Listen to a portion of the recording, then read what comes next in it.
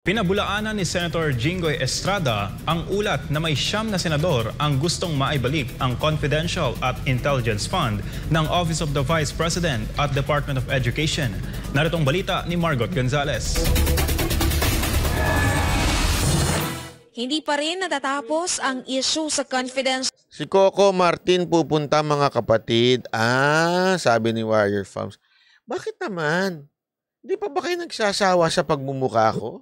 Gusto nyo pa ng Coco Martin? Parang nakikita nyo na rin siya sa akin eh. At pa nyo? Ha? Hindi, biro lang.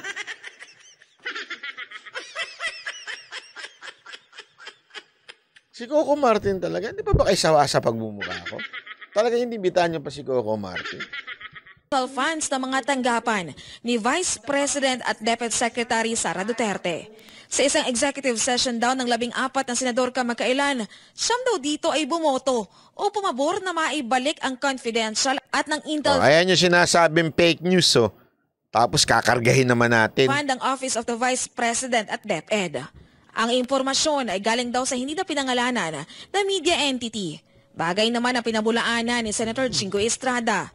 Hirit nito, hindi nila napag-usapan ang Confi funds at tungkol daw sa general budget ang naging laman ng executive session. That story is not true. Kasi during our executive session, all we discussed was the national budget of the Republic of the Philippines, the scheduling, etc., etc. We never talked about the intelligence fund, and there was no votation that happened. Pinaiimbestigahan na nila sa Senate Committee on Ethics kung paano nag-leak ang ganong maling impormasyon. Ang importante daw ngayon ay kung kanino nang galing ang isinumbong na impormasyon sa media entity. Ilan daw kasi sa naisulat pa ng media entity may katotohanan. Ayon dito, kung ang senador ang nagpakalat, maaari itong ma-expel o mapatalsik sa Senado.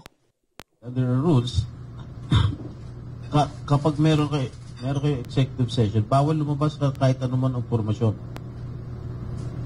Kahit sino, kahit sa staff mo, kahit sa media, kahit sino, bawal. Under your rules, ano ba ang pinaka-penalty? Expulsion. Expulsion agad, hindi reprimand. Expulsion.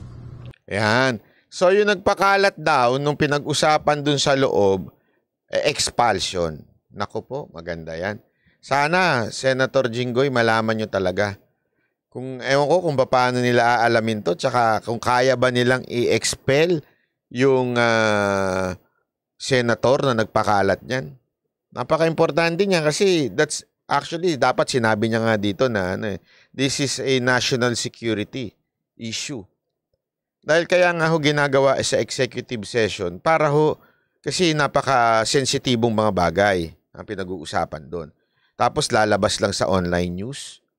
O kung yung online news nagpakalat ng, sabihin wala naman silang sources, nanggaling lang sa haka-haka nila, dapat sila ang parusahan, di ba?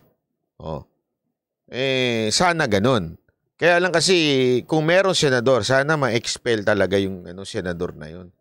Sana meron. Kasi maliho talaga yan. Napaka-importante po niyan sa Pilipinas. Kasi 'di ba may mga bagay na lalo na pag iniimbestigahan mga importanteng bagay, lalo na sa droga noon madalas yan Kasi buhay ang diyan. Tapos first time, kaya sabi nga nila first time mangyari to sa kasaysayan ng Pilipinas na may inilabas galing sa executive session. Sa executive session, executive gathering na yan. Ibig sabihin yung yung private lang. Bawal ho 'yun. Sana nga talaga ma-expel ho yan yung executive session na yan. Kung sino man yan. Nagpakalat na yan. Diba?